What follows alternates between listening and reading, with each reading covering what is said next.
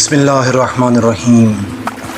جب حضرت نوح علیہ السلام کشتی بنا رہے تھے تو ایک مومنہ بوڑھی عورت روز اللہ کے نبی کے پاس اپنی گٹھلی لے کر آتی اور کہتی اے اللہ کے نبی، کب کشتی روانہ ہوگی؟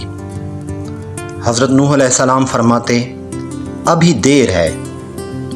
وہ عورت شام تک بیٹھی رہتی اور پھر اٹھ کر چلی جاتی۔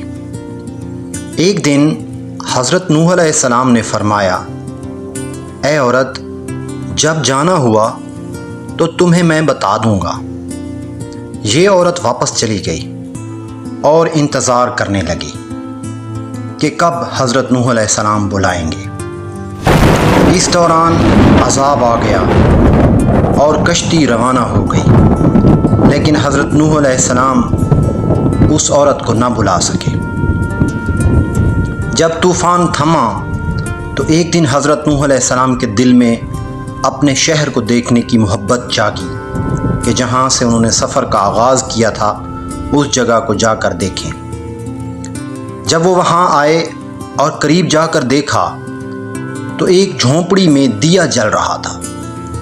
حضرت نوح علیہ السلام یہ دیکھ کر چونک گئے کہ روئے زمین پر کوئی ایسا گھر بھی ہے کہ اتنے عظیم طوفان کے بعد بھی جس میں چراغ جل رہا ہے۔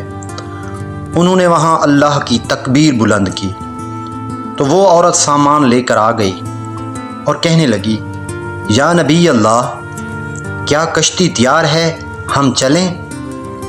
حضرت نوح نے حیرت سے اس کو دیکھا اور کہا رکو بڑھیا، کیا تمہیں کچھ بھی پتہ نہیں چلا؟ وہ کہنے لگی یا نبی اللہ، کیا نہیں پتہ چلا؟ حضرت نوح علیہ السلام نے فرمایا اتنا بڑا سیلاب آیا، بارش آئی، تمہیں کچھ بھی پتہ نہیں چلا؟ بڑھیا کہنے لگی یا نبی اللہ، بس ایک دن بادل گرجے تھے اور کچھ ہلکی سی پھوار پڑی تھی۔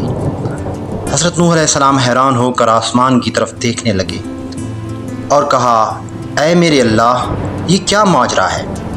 اللہ تعالیٰ نے حضرت نوح علیہ السلام پر وحی بھیجی کہ اے میرے پیارے نبی، اس عورت کے دل میں چونکہ تمہاری محبت تھی اور تم نے اسے پابند کر دیا تھا، اور چونکہ تمہارا اس سے وعدہ بھی تھا کہ نجات کی کشتی میں اسے لے کر جاؤ گے، تب جب کہ تم نے اپنا وہ وعدہ پورا نہیں کیا، لیکن اے نوح، میں تو تمہارے وعدے کا ذمہ دار تھا، اس لیے میں نے اس بڑھیا تک عذاب پہنچنے ہی نہیں دیا۔